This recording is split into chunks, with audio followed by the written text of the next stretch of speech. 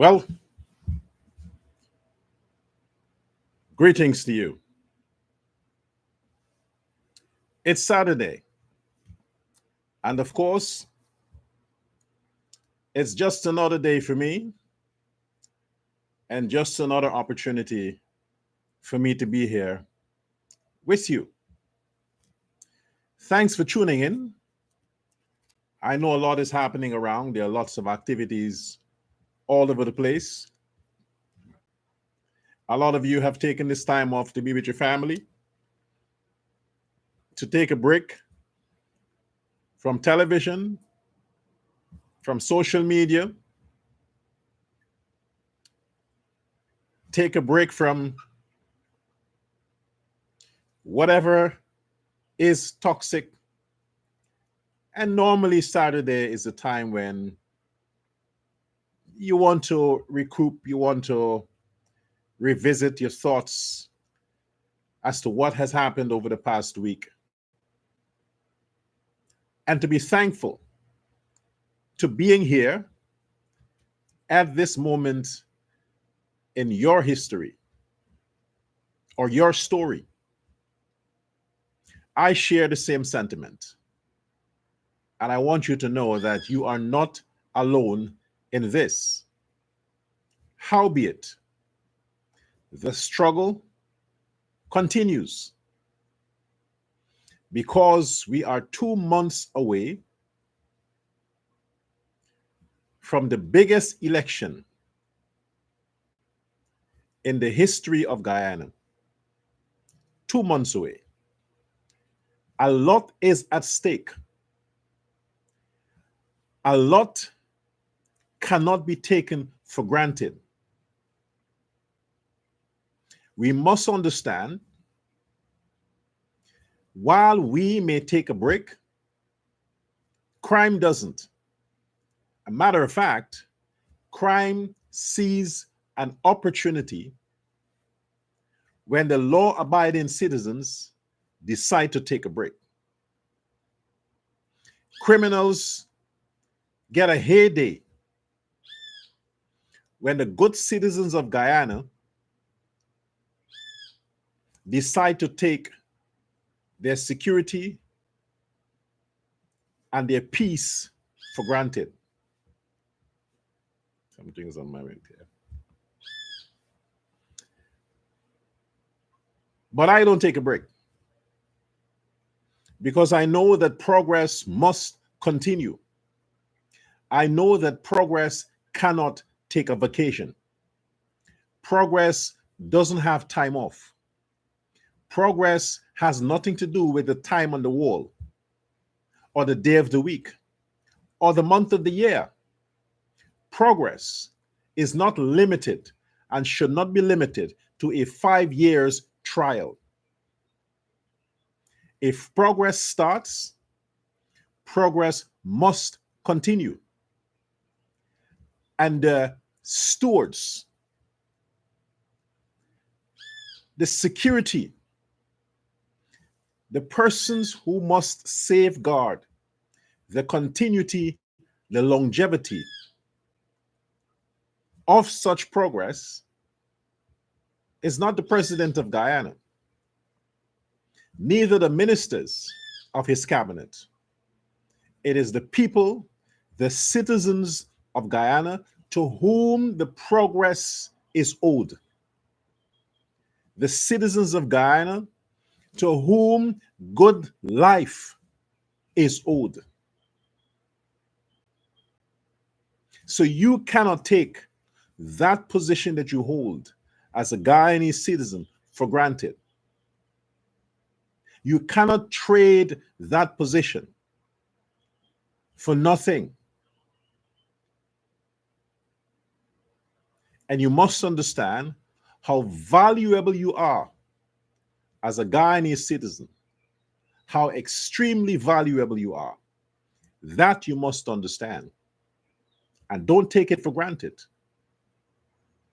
If you take it for granted, lest you return to the days of the Demon King. You return to the days of Forbes Burnham, and you don't want those days. Ask your parents, ask your grandparents. They'll tell you. You don't want those days to return. You don't want the experience. This is why we treasure, we cherish, and we value the lessons, the person, and the privileges we have with our older folks who pass down their information, their experience in a theoretical way to us so that we don't have to go through it. But if we take that for granted, you might very well experience 2015 all over again. Now, let's acknowledge the good citizens of the Guyana Uncensored Guyana. Let's acknowledge them. Before I start with the show today, Paul Gangaram, good afternoon to you. Sandeep, good afternoon to you. Nina Singh, good afternoon to you. Nicole Edmond, good afternoon to you. Sarifa Hamid, Salome, Devika Ramrose, Shalini Bourne, Anita Sitaram. Good afternoon to all of you. If I called your name once, I wouldn't do it twice. But thanks a lot. Coffee.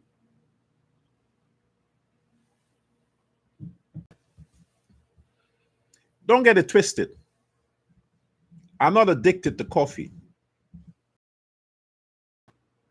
I just like drinking it. I've been a lover of coffee since my days as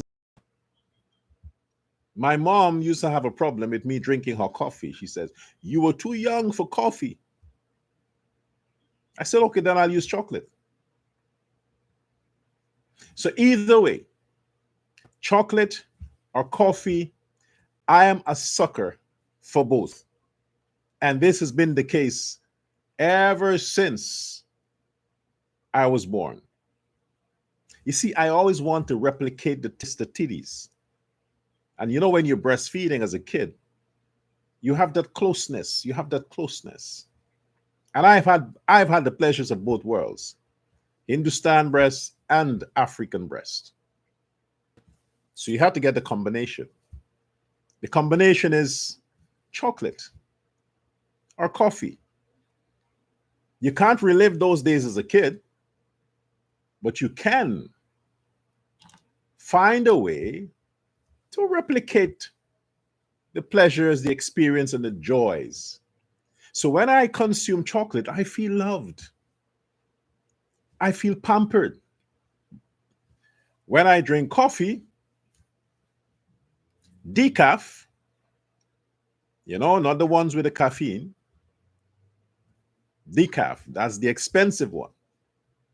When I drink that, I taste chocolate. You see, we have a different taste bud. What tastes exquisite to me would not necessarily taste the same way to you. Man, I understand. Our taste bud is different. I get it. Some of you like Aubrey Norton. I don't. I don't hate him. I just don't like him. There's a difference. Some of you like President Ali. I don't like President Ali. I love the guy. That's the difference. You understand? Our taste bud is different.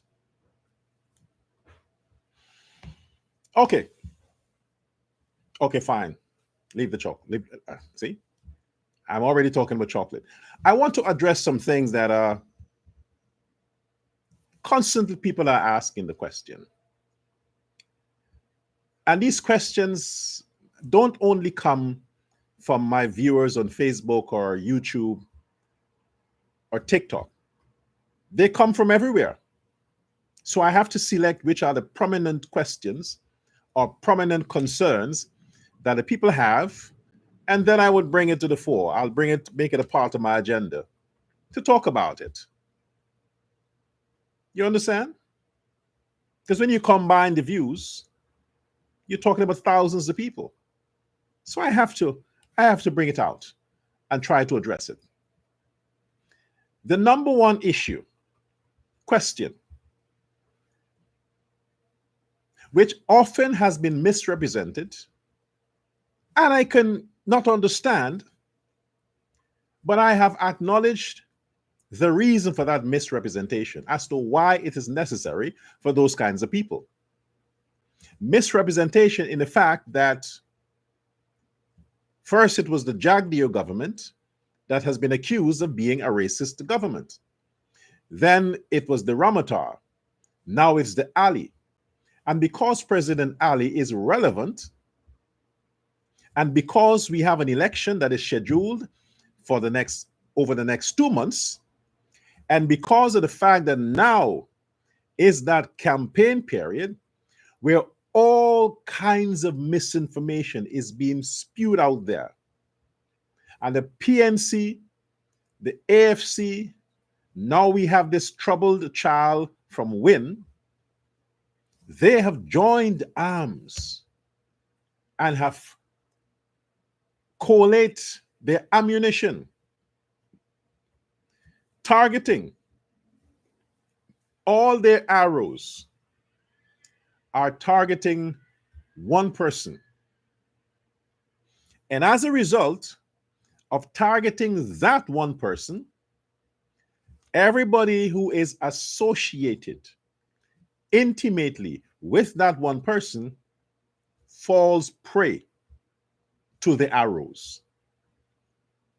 So now, let me try to put my perspective, to give my side of interpretation as how things are.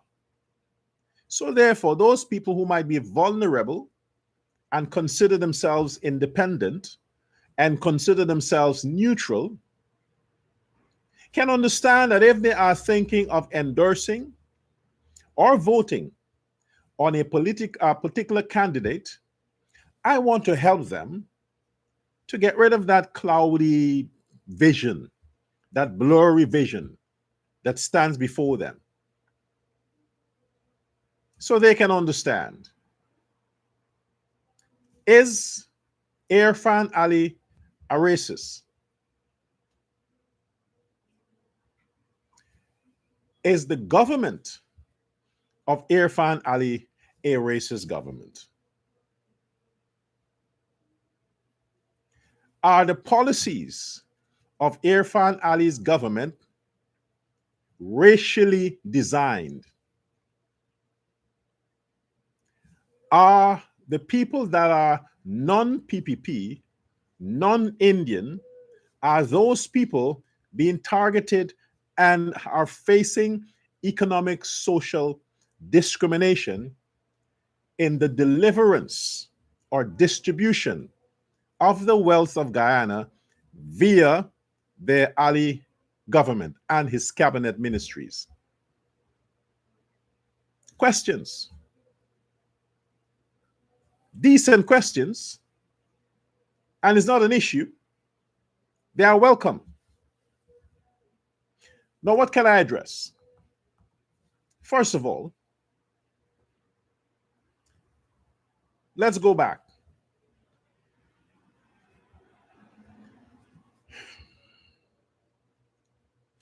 All those claims are coming out of the camp of the PNC.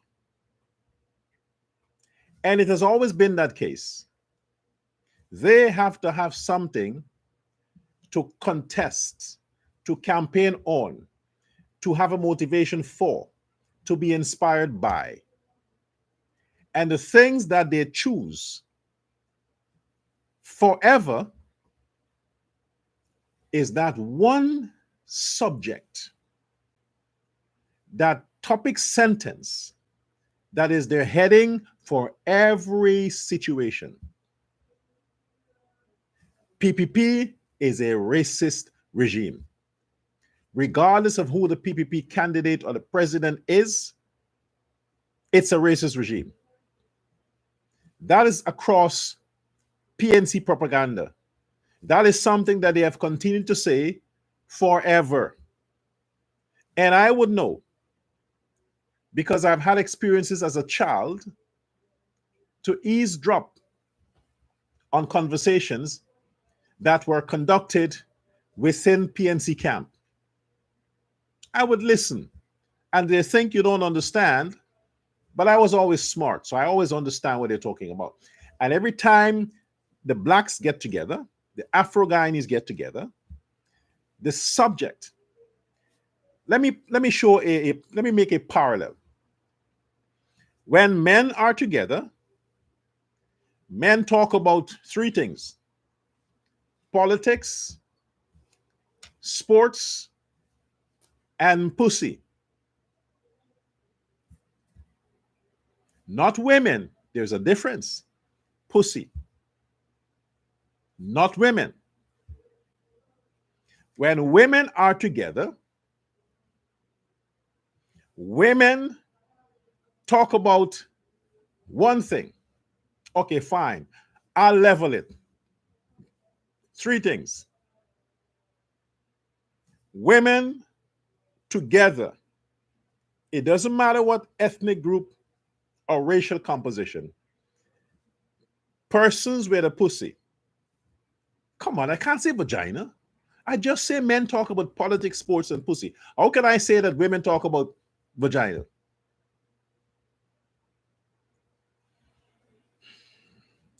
Three things women talk about when women are together.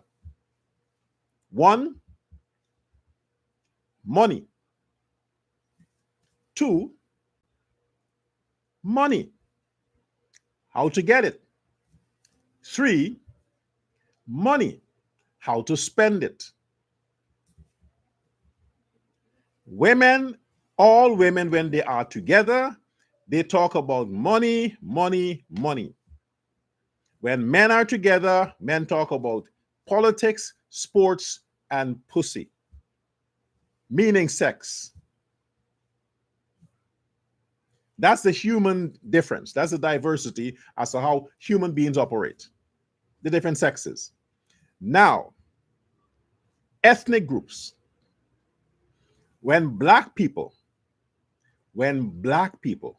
let's talk about the PNC supporters. When they are together, they talk about Indians,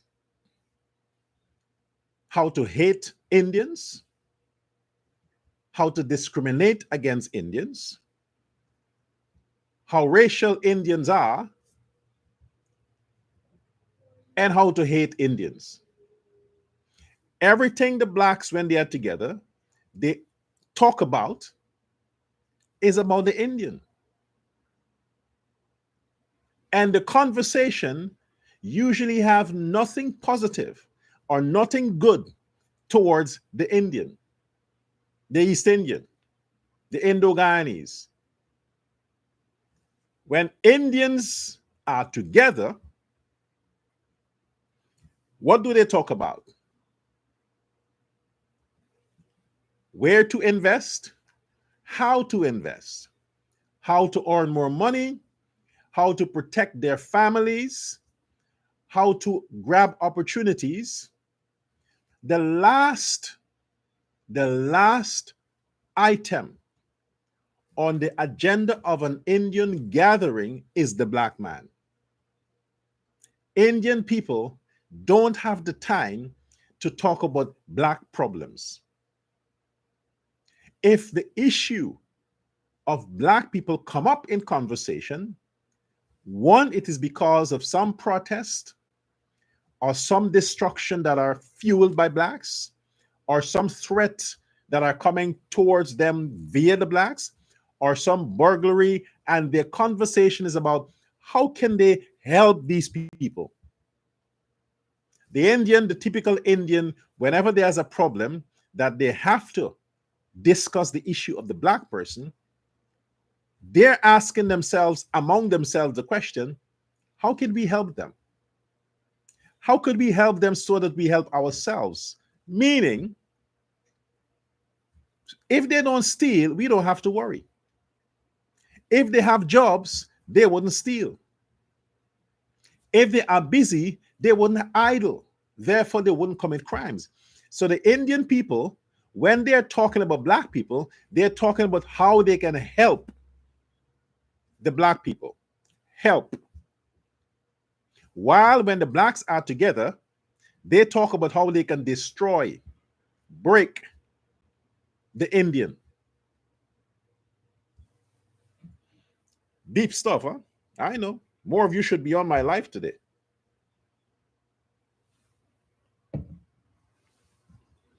But you'll share the video later.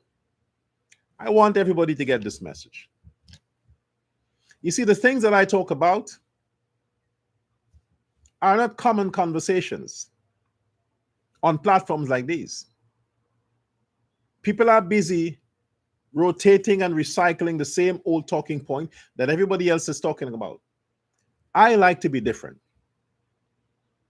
I want to be out of the mainstream gossip area. It's distasteful. If you want to get something different, you got to come here. All the stuff that is trending, everybody is running and getting a taste of that. It's not. They're treating these topics like prostitutes. All the guys want to hit. No, I prefer the girl that nobody knows. I prefer the one that nobody has touched. You know, the one that's reserved that people aren't noticing. Yeah, that's the type I prefer. Clean, pure, and on the side. Not everybody, the one that is available to everybody running and hitting and hitting and hitting. No, No, I'm special. So everything about me must be special. Even when it comes to the issues I talk about here. Because you, my audience, you are special. Very special. If you only know how special you are, you will not forget. What day is today?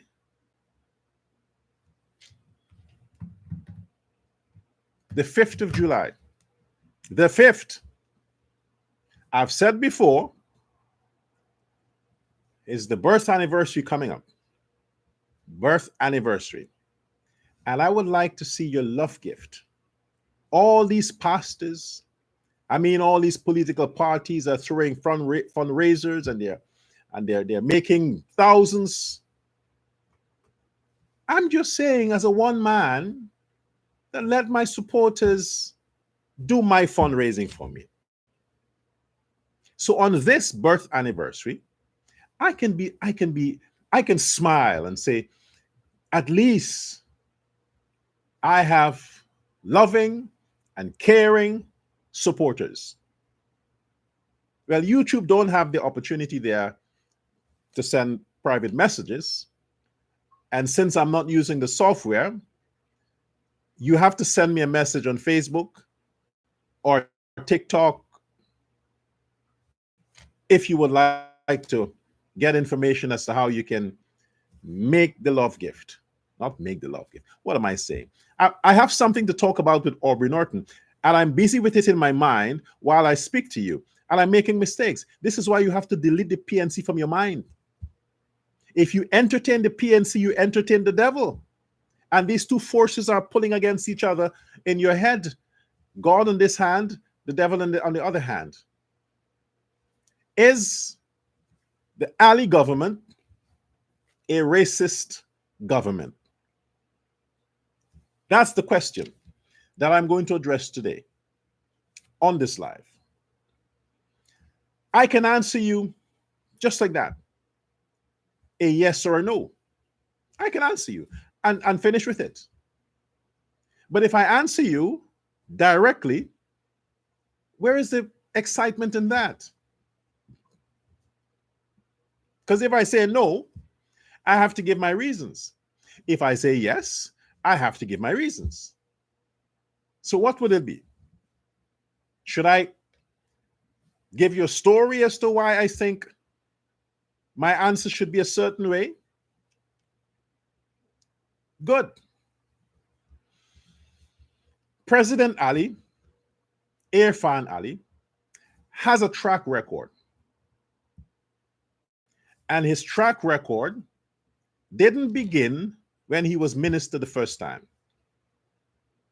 That's the first time he experienced ministerial powers under the Constitution.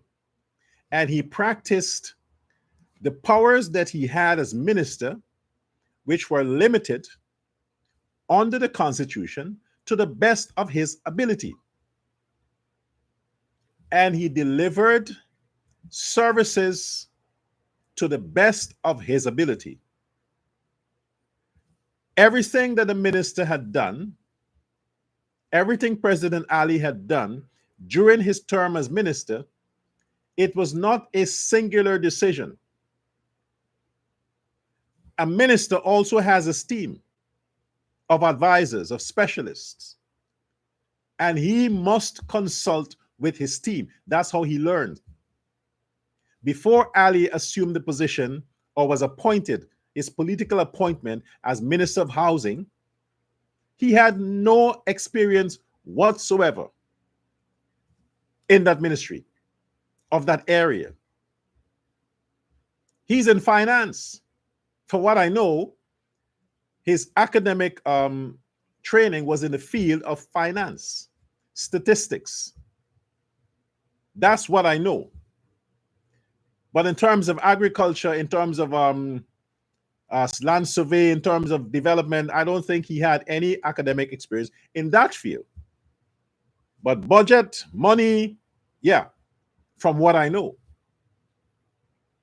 So he went into the position as minister as a novice. However, what he is good at is delegating responsibilities. He's good at identifying the right people, surrounding himself with the right people. Because when he does that, or any leader, if any person has the ability to surround themselves with the right kind of people, it's good for them. Because the efficiency, the effectiveness of your team would result on how much stars you get.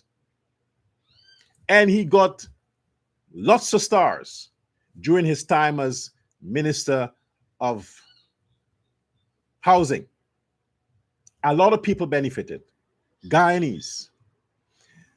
From his record as a housing minister, you can go look at the facts. The lands that were distributed, the house lots, in terms of all of the services that were delivered via his ministry. I'm talking about President Ali. I'm not talking about the other ministers. Go and do your research on the ministry he managed. And you would see the majority of the services that were delivered from his ministry when he was minister were largely received by the Afro Guyanese communities. That's a fact. Afro Guyanese communities, you would have thought that he was a PNC minister and not a PPP minister, because all the programs somehow ended up benefiting the Africans and not the Indians. That's one. Let's go on to when he became finance minister. Again, like I said, when it comes to statistics, numbers, financial algorithms, he is trained for that. That I know. And he got his training long before he became minister. I was aware of the fact when he went to study, when he got his scholarship to India. I was aware of that. I was in his life at the time. So I knew when he left. I think for 2 years or 3 years. So as finance minister, look at his record.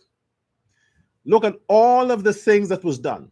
Look at the budget and how the budget was balanced, how the country's economy grew under him as finance minister, how he delivered services to the people of Guyana, every sector benefited in terms of increasing salary, increasing benefits. Go and look. As a result of him, by gaining experience while as Minister of Housing, he came to the Ministry of Finance more equipped. Because you have to know how to manage your budget. It matters not how much money you have. If you don't know how to budget and manage your budget, you will fuck every cent up in the first month. This is why, one second, it's coffee.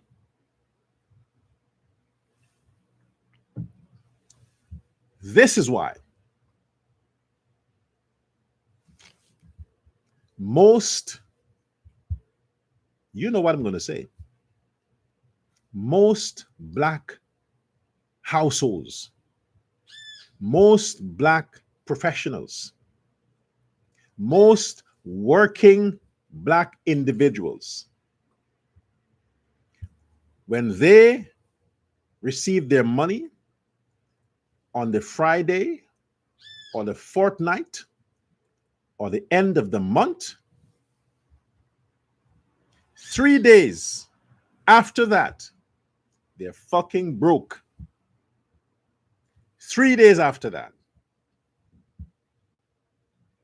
Because the culture, the social and economic culture of Afro Guyanese is to spend their money before it comes in their hands.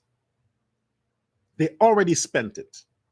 So when the money comes in their hands, it's just for it to go to wherever they have already spent it. 3 days after, they're broke.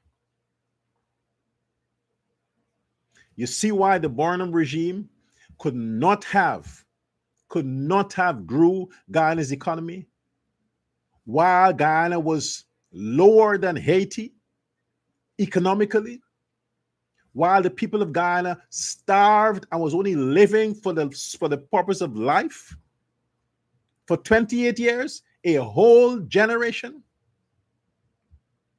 You see why the people suffered 2015, 2020? Because the PNC, like the typical Negroes, before they got into government, they already spent the country's money. Already spent. And when they came into government, they had to pay all the debts they took before they got into government. They planned to rig, so they took debts. They bought stuff. They spent money. They made all kinds of bad investments. And they had to rig the election to pay off their bills.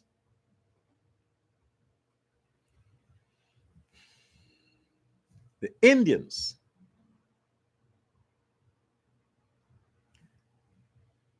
when they get money, the Friday, the fortnight, or the end of the month, the Indians do the complete and total 360-degree opposite to what the Negroes do. When the money comes in the Indian person's hand, the first thought that comes to his mind, how can I secure it? The bank, home, dig a hole somewhere, invest it somewhere. How can I secure it? When he has that money in his hand, he is more depressed than ever because he is seeing a reality that he may have to spend a part of it. And that's what he don't want to do. Before he gets the money, he can't wait. He is planning and thinking how he's going to save it, how he can avoid spending it. What does he have in his house that he can recycle? What equipment he has that he can fix? How can he recycle? How can he fix? How can he use himself and his skills to do what has to be done so he don't have to touch that money? Does he have some extra land in his yard that he can plant something there so he don't have to touch his money to buy greens? Can he raise some fowls, some pigs, some cows so he has meat? Why? So he don't have to touch that money. And when the money comes, the Indian man makes love to that money. He is emotionally tied to that money. He looks at that money, he sleeps with it. And he's like, you are not going anywhere. You are staying right the fuck here. As a matter of fact, to make sure you don't go anywhere, I'm locking you in the safe. And if I don't have a safe, Monday morning, we're going to the bank. I'm locking you there. You ain't getting away this time. You're going to go in the bank and you can have some fun with the rest of them in the bank there and convince them to come over. That's the Indian.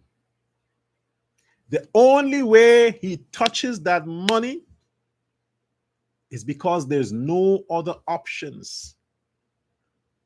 And a matter of fact, he still wouldn't touch it. He'd rather borrow and save what he has.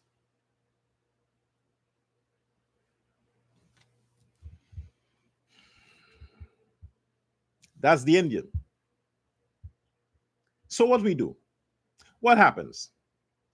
When that culture of people, when that mentality of people heads the finance department, commerce, or even the presidency of the country, that's the same attitude that they bring. How can we invest Guyana? How can we make the Guyanese economy grow? How can we use what we have within Guyana so we don't have to borrow? How can we multiply our resources to make Guyana richer, more plentiful? And how can we satisfy our citizens so that they don't have to borrow and they don't have to think that outside of Guyana lies greener pasture? How can we make here green, fruitful, fertile, so our citizens remain here to enjoy the benefits we have here? That's the Indian mentality. That's the Indian government. And Irfan Ali showed that potential while he was Minister of Finance. The growth was visible, it was evident. So much was done. The budget grew. Balanced the budget. And that was with limited resources. Now he's president since 2020. Yesterday he commissioned the Enmore Regional Hospital on the East Coast. It is time that Enmore got some real recognition. Historically, Enmore suffered. Under the PNC, Enmore suffered. It is time that that area on the East Coast get some due attention and development. It took a long time. Years. But those older folks in Enmore that knew the struggle, that understood the struggle, that understood where they came from and how hard it was, that now can be proud that such a massive investment is in their neighborhood. It is time. Now they can walk into that hospital with dignity to say, we deserve this, we earned this. But so many governments have come and have ignored the development in let me say this, be it Jagdeo or whoever. We've had a few PPP governments. But for too long,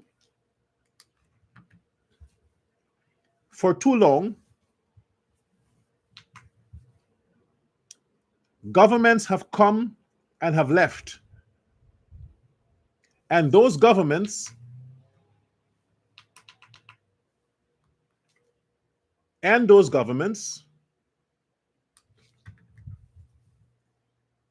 have taken pro-Indian neighborhoods for granted. You look at Guyana, look at their racial boundaries, the neighborhoods that are predominantly Indians as against those areas predominantly Negroes. Look how much attention is paid to Linden, to Mackenzie. Look how much attention. Every government. Enormous resources continue to be forwarded to Linden. More so in PPP regime. On the Jagdeo, on the Ramatar, and even on the Ali. But they're forgetting that that's the place, that's the demon tongue, named after the demon king Bornum, that has massacred, driven out, stole from the Indians. But still, Indian governments and presidents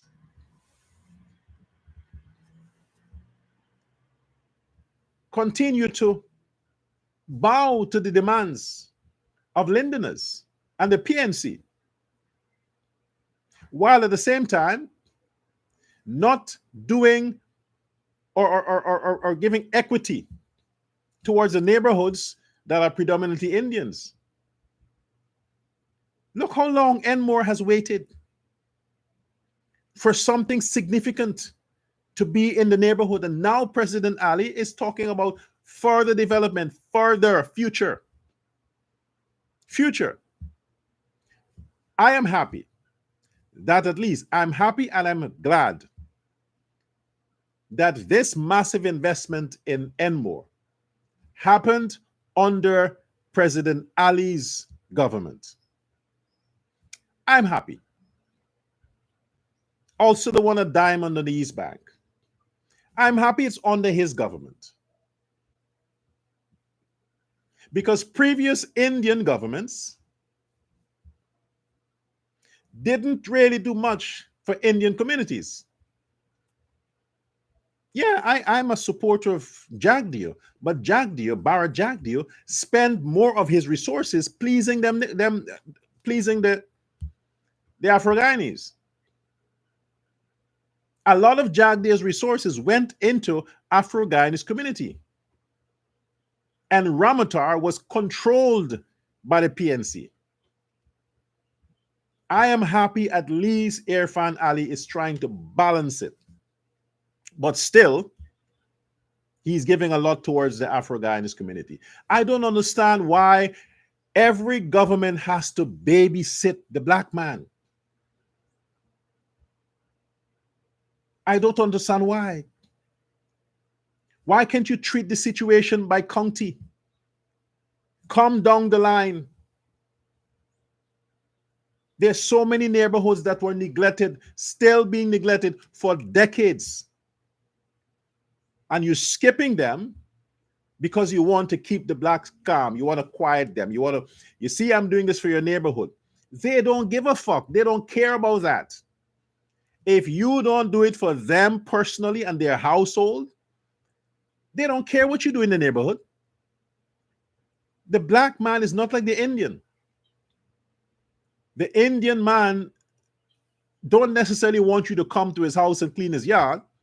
He just wants you to do the drainage for the neighborhood. Because in his mind, if the drainage and irrigation in the neighborhood is well serviced, his yard wouldn't flood. What's the point coming to his yard just to show him that you're doing something, but the rest of the neighborhood is neglected? What's the point? Because if it rains, he will get flood anyway. But the black man isn't impressed. He wants you to skip all the other houses, skip them, and come to his house and give him the attention. And then you can go. So when the rain comes and everybody else is messed up, as long as his house is good, he's fine. But when he is affected because of his selfishness, he does what black people do normally, cuss you out. Not thinking that, but the man ignored everybody else and came and helped you. No, they're not thinking about that. So I am pleased that at least and more, that hospital is built within the boundaries of that neighborhood and more. So all the surrounding villages just come in and get the service. But and more, it is there. Boost the value of that neighborhood. And as Ali says, do all the other things you promise. And start now. Don't wait until 2029. Then open something else and then more. Do all the other things you promised to do. Start now. The hospital is one. You said all these other hotels. Then start the construction.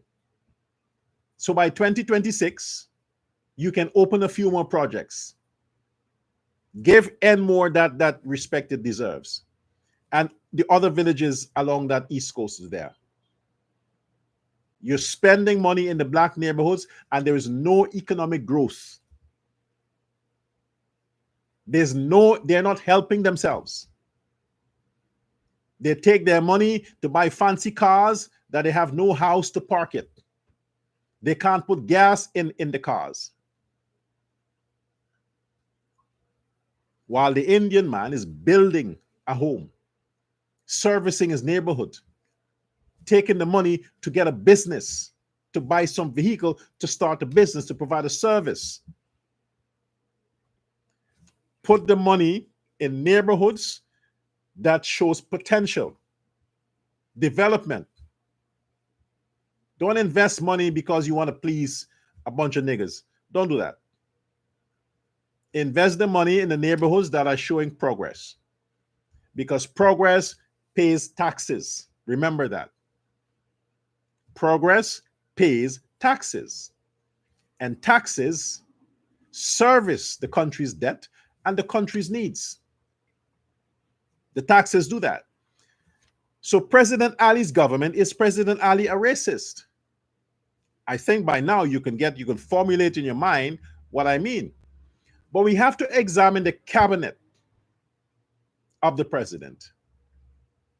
The house of the president will reflect whether he's racist or not, wouldn't it? Check his house. I ain't talking physically where the man lives. I'm talking his cabinet, where he keeps his secrets. Check the cabinet. 20 cabinet ministers. 20. Not including the vice president and the prime minister and the president. Those three are not included. Ministers. 20. Out of those 20 ministers, out of the 20, How many Afro Guyanese are there? How many Afro Guyanese, how many Negroes are in the cabinet of the president? The 20 cabinet. How many Negroes are there?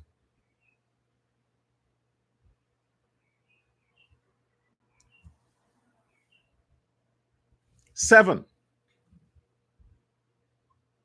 Seven black people are in Ali's cabinet. Seven. How much does that leave? 13. Correct? From the 13, 4 can be considered Amerindians. 4. 1 is a white woman. Gail Teixeira. Yes, she's white. She's not Amerindian. She's not black. She's not Indian. She's white. European. Gail Teixeira. 1. The other 3, Amerindian. So we say 4. Combined with the 7 blacks, we have 11 non-Indian ministers in the Ali government. 11. What does that leave? 9. The 9 are not even pure Indian, because one of them, he's mixed with something. I think 2. So if you look at the 2 ministers that are mixed with something, that leaves 7 that we can consider pure Indians. 7. So in the Ali administration, you have 12. No, 13. You have 13 non-Indian ministers in a cabinet of 20 ministries or 20 ministers. 13 non-Indian ministers. The 7 are Indians. The 13 are not Indians. Out of that 13, 7 are blacks. Pure black. Negroes.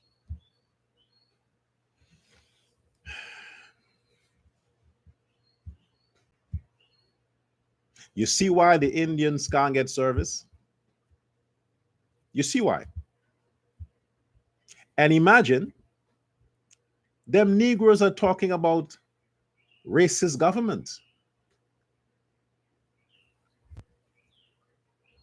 Let's list a few of the ministries that black people are running. The largest budget, public works. They spend the most money. They're concerned with development throughout the country. Housing, road, infrastructure. Yes. And guess what? It's a black man. The main man in the ministry. I'm not looking at junior minister. Those don't count. The main man in the ministry of public works is a black man.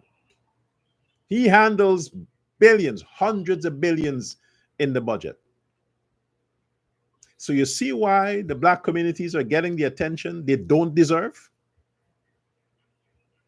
Because the Ministry of Housing of Public Works, under a government that the PNC said is a racist government, is headed by a black man. But he tries to be fair, and balance. But you see the facts, you see the evidence. The other ministry we're talking about here is the Ministry of Labor. The largest ethnic group that occupies the labor force in Guyana are the blacks. Public service are the black people. And imagine they're controlled by the PNC.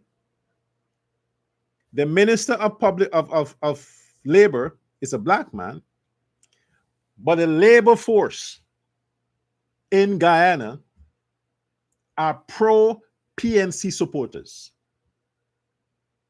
You see why you can't get things done, and there's always some kind of infighting trying to undermine progress? Because the people who work for the government are black people, and those black people work for the opposition. And they benefit the most from the programs that the Ali government dishes out, because it goes first to public servants. All them salary increases, all them benefits, all this, all that, they benefit. But yet, these ungrateful Negroes follow the advice, and they are loyalists to Burnham, the PNC, and the Obia mandate. They spew out, oh, it's a racist government, it's friends and family, it's this, is that. And they're the ones who first received services, and accusing Ali of being a racist president. So ridiculous. One of the other ministries is the Ministry of Foreign Affairs. Foreign Affairs is the ministry that deals with the marketing, promoting, and making Guyana look, the image of Guyana to the world, representing Guyana. Ministry of Foreign Affairs. That is headed by a black man.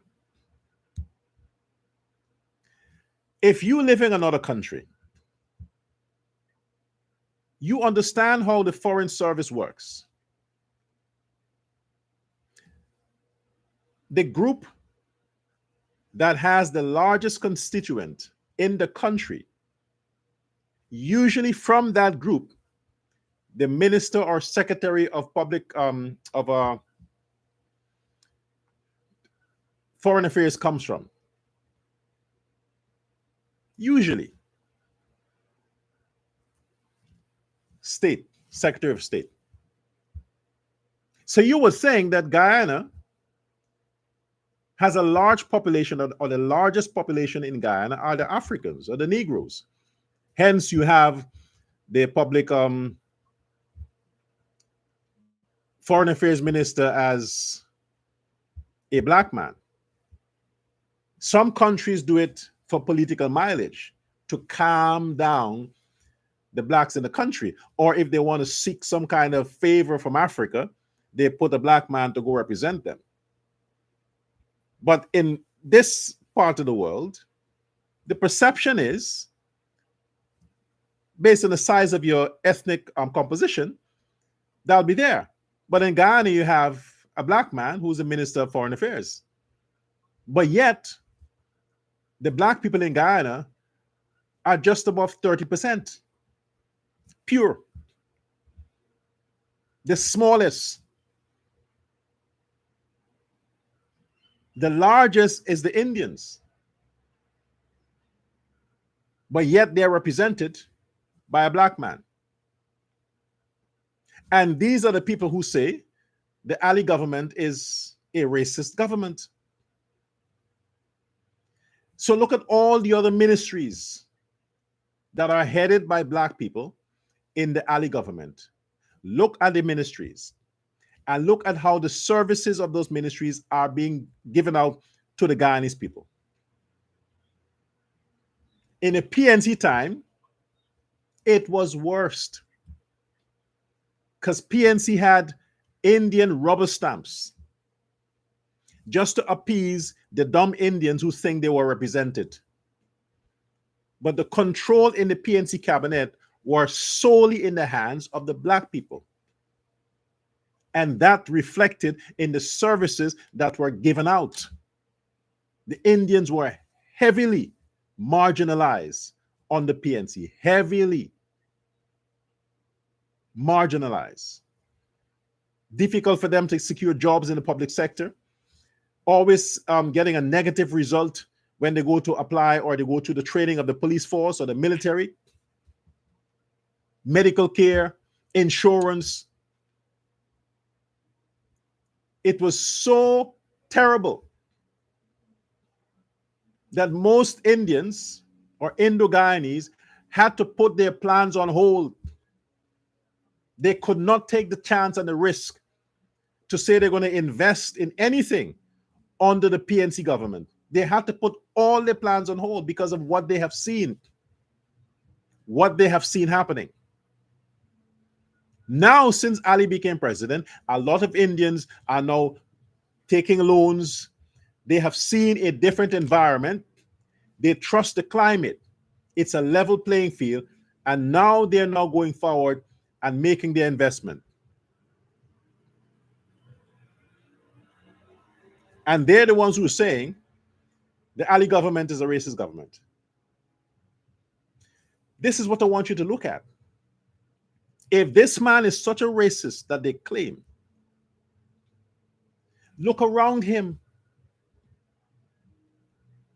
Look around the president. His policies, his programs, the projects, the contracts, the subcontracts, the small businesses. Look around them. Who are the people who are benefiting the most? Look at the housing programs, the young professionals housing scheme, all these other housing schemes that the government has been building. Take a look at who are the persons getting the most. The blacks, black people. And don't get it twisted. Don't get it twisted. In the PNC time, the Indians were not acknowledged. Period.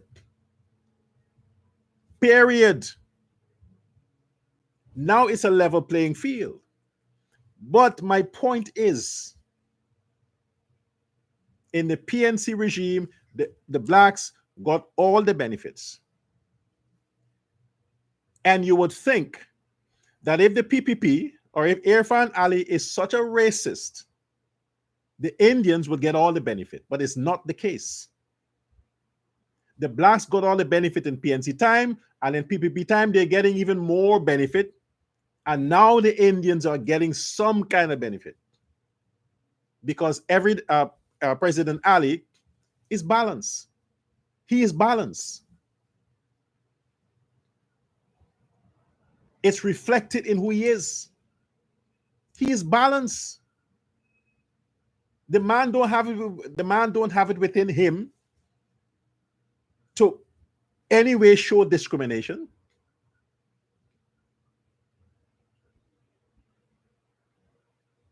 So I want you to pay attention to that.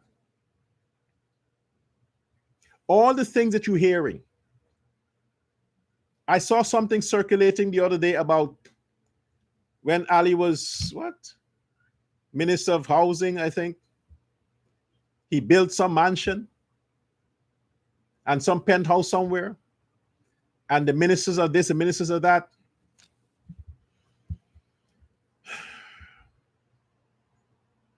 There is something called a sign-in bonus.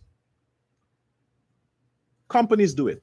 When you hire a CEO, they get a sign-in bonus upon signing the contract. The same way public servants get a bonus at the end of the year. They get payout, they get a bonus. It's across the board. A lot of ministers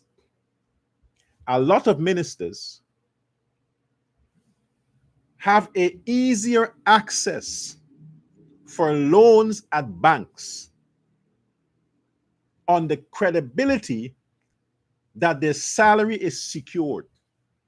Their benefits are secured. The same way, when somebody gets their medical degree, not as an intern, when they pass through the stage of an intern in a hospital, and they are now certified that they can go on private practice.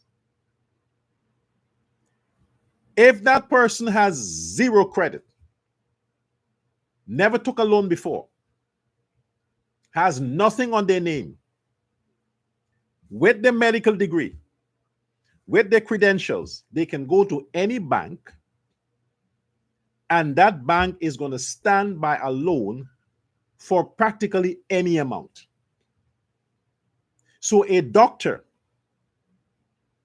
who is living in a rented house, who took a bus to medical school, walked, work at the pump station, whatever, when he or she secures their degree, go through their internship where they don't really get any money, they pass that, they're certified, and now they're accepted by the medical board.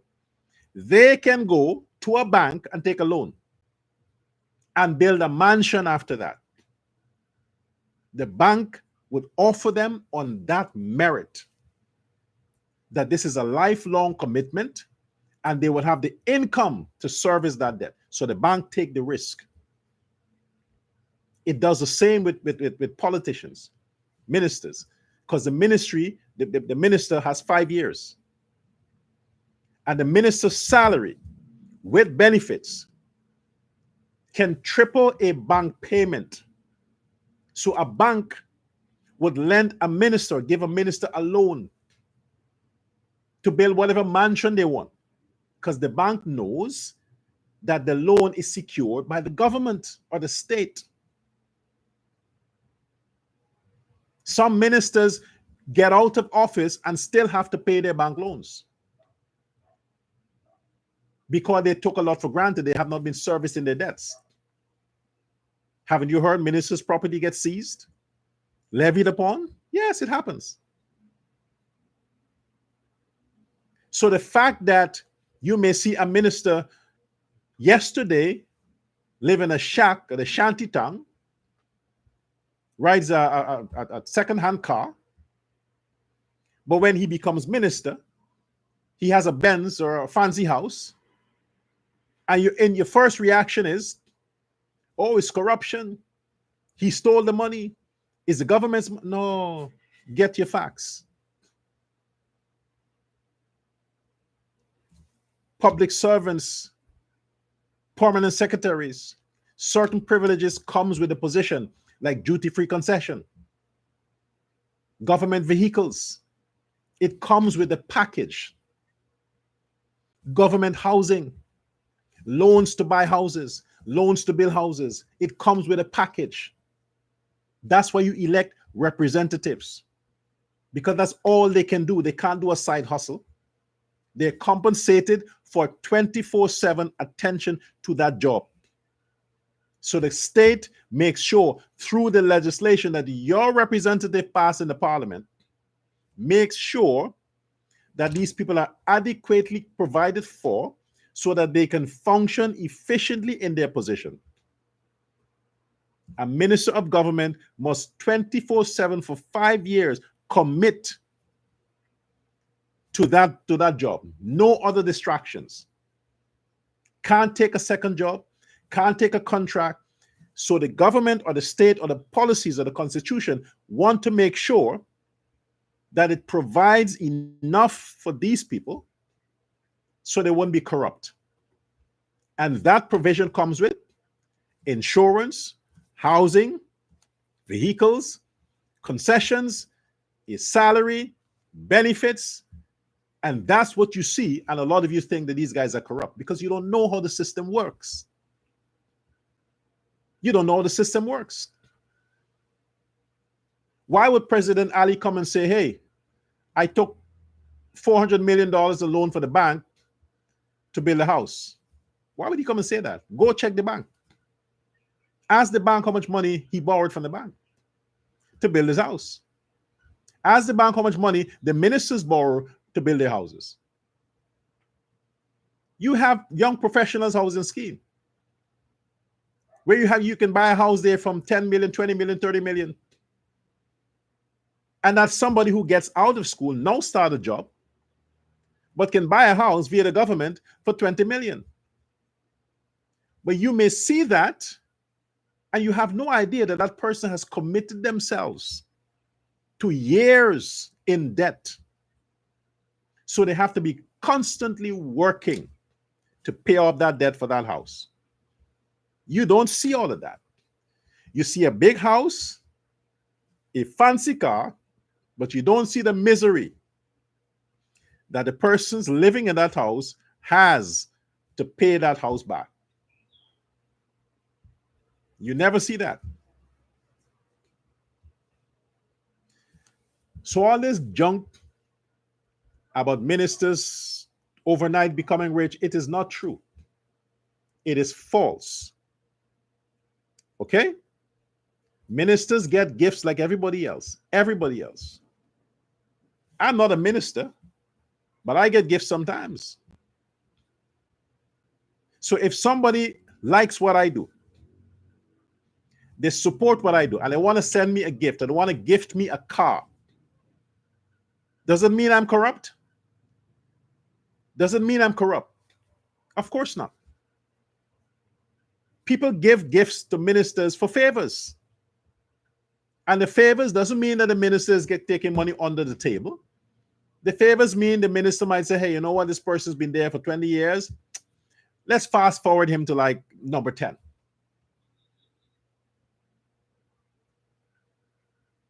But when we allow these propaganda to cloud our minds from these PNC pundits, who themselves are a bunch of lowlifes, like Melissa Atwell and Rickford Burke and all these others, they're a bunch of lowlifes. They're low fucking life. They have nothing. Absolutely nothing. Ask them how many favors they're getting.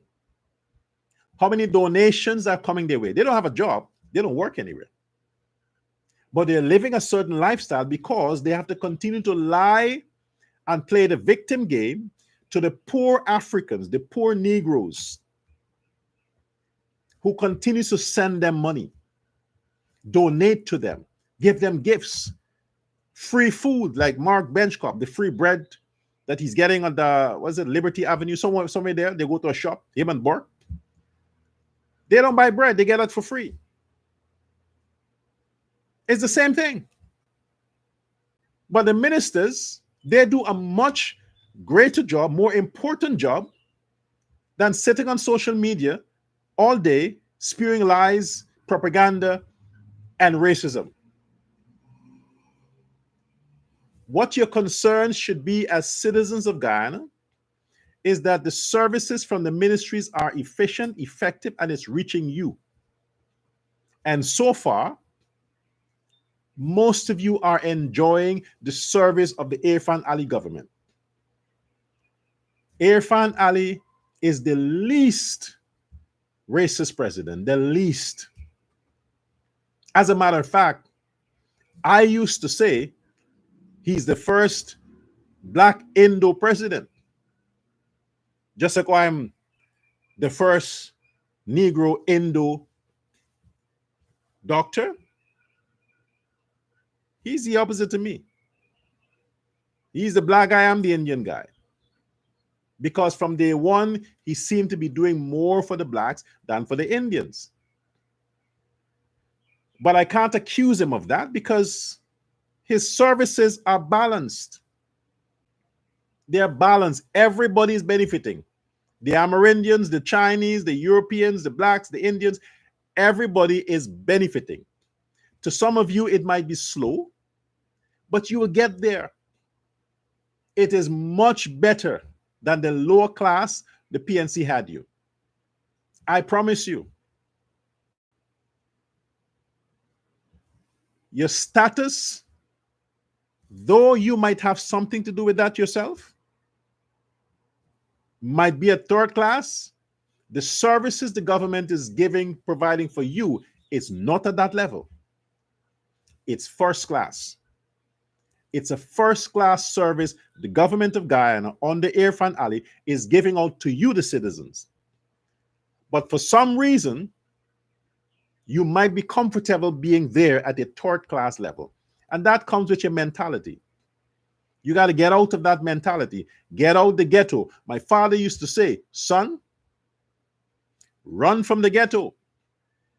If you have another way Take that other path, but never go through the ghetto, because some of that stain and smell might stick on you. So when you exit the ghetto, you might still get that stink smell, that kind of toxic smell. So he said, if you can fly over or go around, but never go through.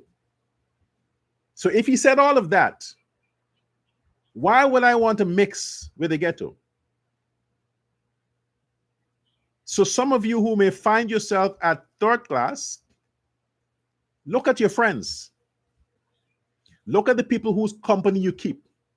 Look at the music you listen to. Look at the movies you watch. Look at the places you go. That might be responsible for your mentality that's keeping you stuck at that ghetto level. Rise up above and look beyond, because your wealth, your best life, your greatest life is up and beyond, not where you are. If the blacks want to follow, they too can get out the ghetto. But if they like the PNC, and now they're falling in love with PNC's replacement, which is that idiot man boy, Azruddin Muhammad, then they let them stay in the ghetto. Let the millionaire feed them, the billionaire feed them. He takes his charity and feed them with some nice boxes of Chinese food. They like that. Let them stay there. The rest of you Negroes, join the PPP camp, get out the ghetto, get on the horse, and hold your cup and just keep drinking and enjoy life. Until next time, have a good weekend. This is Dr. Love Prasad saying bye-bye now. Remember the love gift. Okay. Where the fuck is this thing? Yeah.